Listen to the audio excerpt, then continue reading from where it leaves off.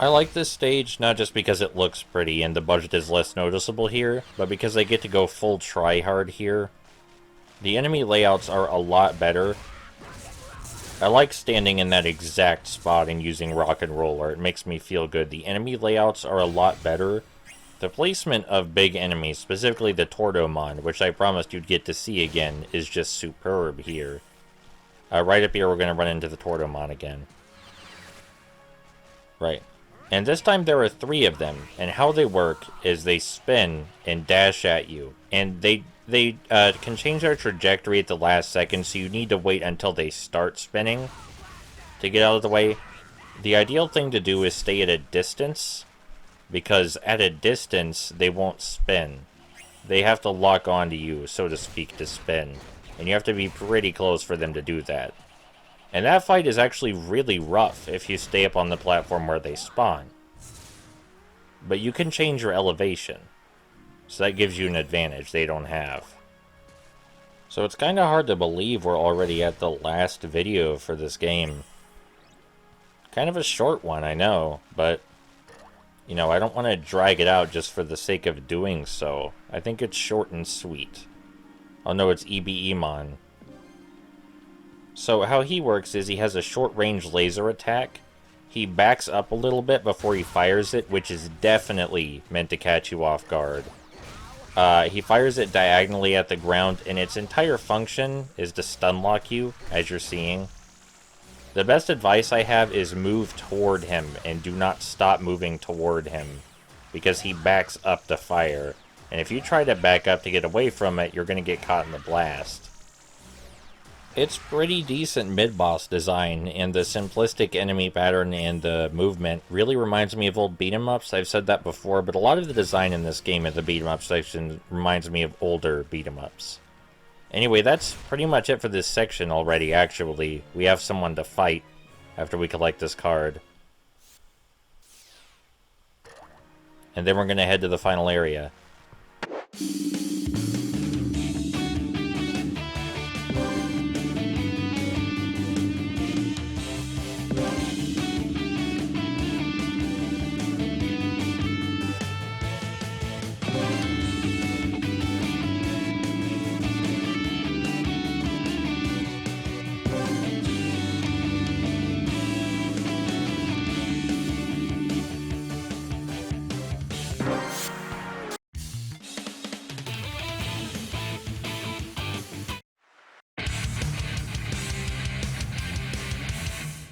Yo, what the fuck was that even supposed to mean? Agumon is one tough cookie, but you look pretty crumbly yourself?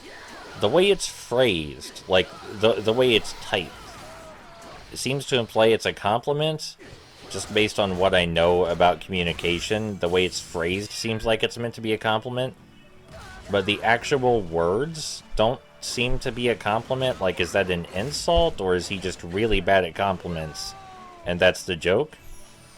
Because tough cookies don't crumble easily. Like, I've had a few. You can punch them around and they don't crumble. Pound on them with your fist. Can try and eat them, but it's not gonna work. That being said, I would most certainly not call Agumon a tough cookie. Maybe in universe, but for the purposes of that battle I had with him, absolutely not. Agumon was a piece of cake, and Vmon is a much better fighter. Presumably because this is the final 1v1 battle in the game, and they wanted to up the difficulty a bit for that. I'm never going to get tired of the Man of Fire straight. I'm never going to get tired of that. The AI is trying really hard to follow me. XVmon is such a terrible transformation if you're curious. His attacks are just god-awful. That's part of the reason playing as Vmon is so bad. All of the other characters have some sort of trump attack, but XVmon really doesn't. Speaking of Vmon's downsides, in general, he does not have any good trump attacks. He's just kind of Agumon, but slightly faster, but not fast enough to outfast Shoutmon. Now granted, I'm out of Digisoul or Spirit Points or whatever the fuck it's called at the moment. So evading enemy attacks is a little harder. But Vmon is still not going to best us, by any means.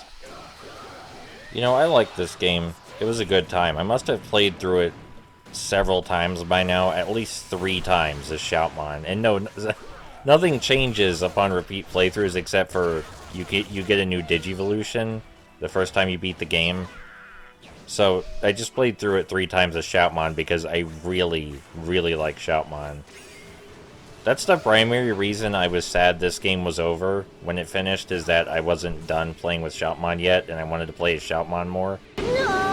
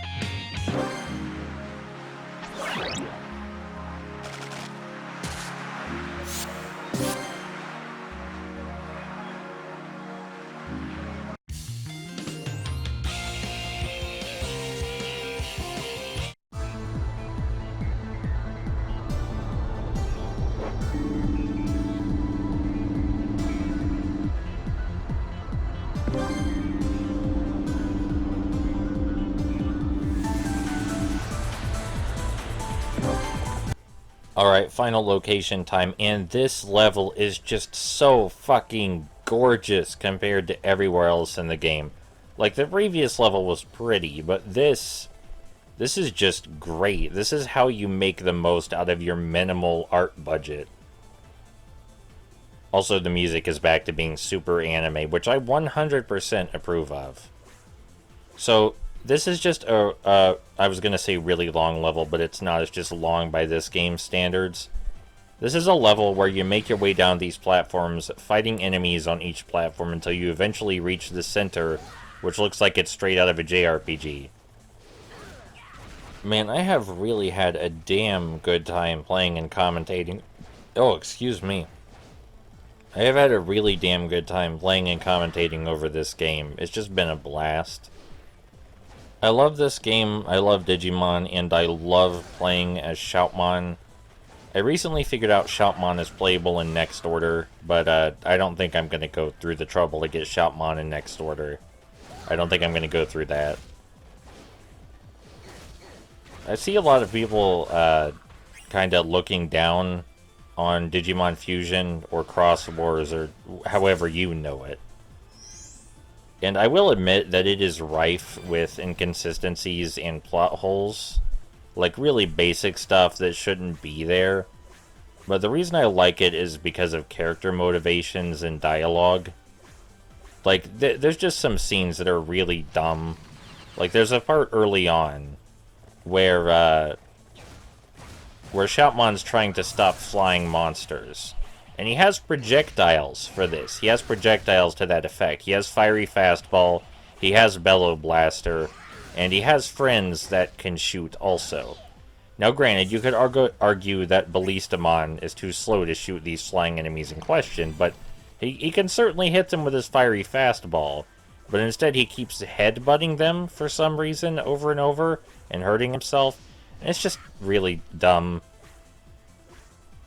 And the show is full of small, dumb moments like that. I'm not going to pretend that Digimon Fusion is perfect by any means, but for me it's really about the characters. The focus of the anime is really all the characters and world building, of which there is a lot. There's a lot of world building. Digimon Fusion is basically world building the series. I'm not a fan of the second Digimon Fusion series, but the first one, it's basically all world building and character development the whole time through. And I can get on board with that. It's also the reason I like Data Squad. I really think Data Squad should be the series that Digimon is known for, the one that people appreciate most and go to first. But that seems to be Digimon Tamers. And Digimon Tamers is special, but I don't think it really feels like Digimon. But we're getting off topic, kind of. Not really, but a little bit. This final level has a few alternate pathways, just like some of the others with alternate treasures. They're a little bit harder to find than in previous levels, but that's not saying a lot. There is one treasure that's on a cliff, though, and my brother, for some reason, when he was playing this game, thought it was a trap and that he'd be knocked down the cliff or something. First of all, you can't fall into pits in this game. This game does not have that kind of platforming in it. Secondly, this game was made by Prope, and Prope would not do that. They wouldn't do that to someone. Very friendly people. Very friendly games. This actually isn't the first Digimon game made by Prope. They made a PSP game covering the original Digimon Adventure series, which received a fan translation, though it probably should have received an official translation also, given that it was really high quality. And they've also made a really important video game to the medium called Let's Catch, which is about a lot of... let's just say that with a name like that, you would think it would have to be something super special to make up for the concept. And you'd be right. I find that many times it's the things with the most unassuming names and titles that bring the largest difference.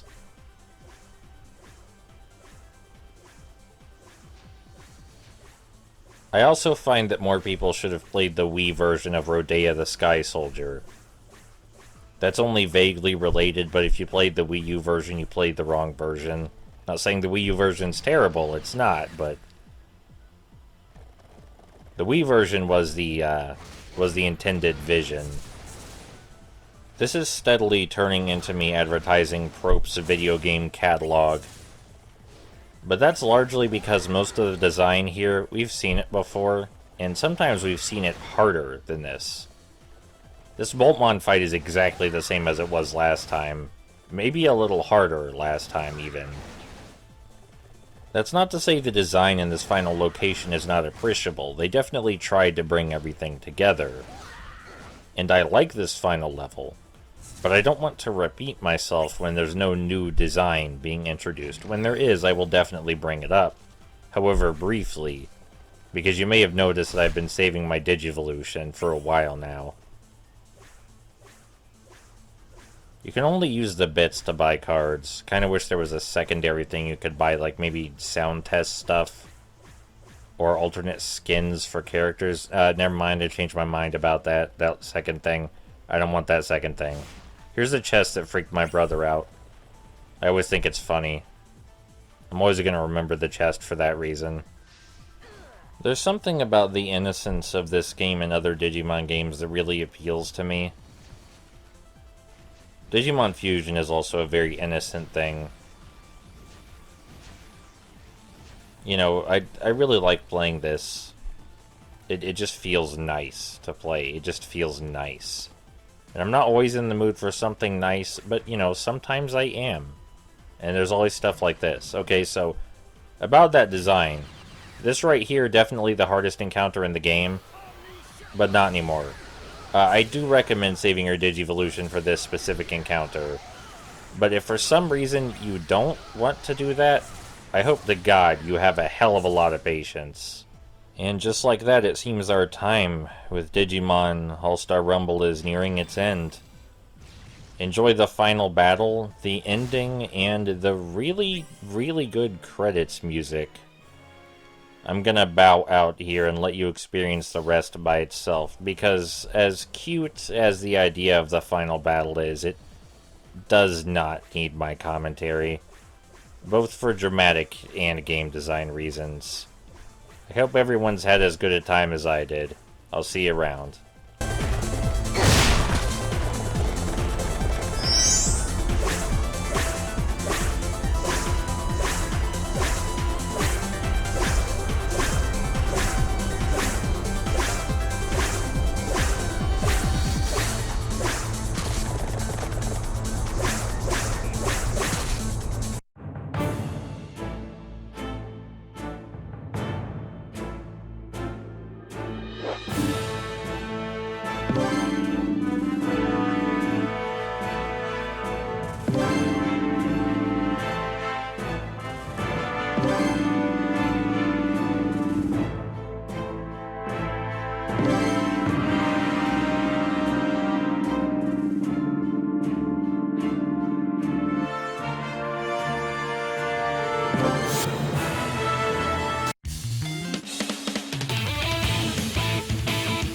Shoutmon, Digivolve! Omni Shoutmon!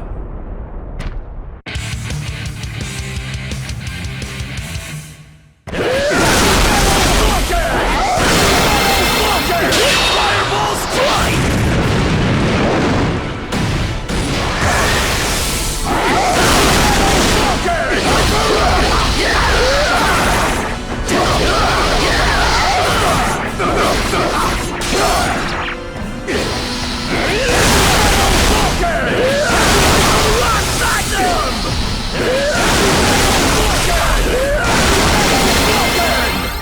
Fireball Strike!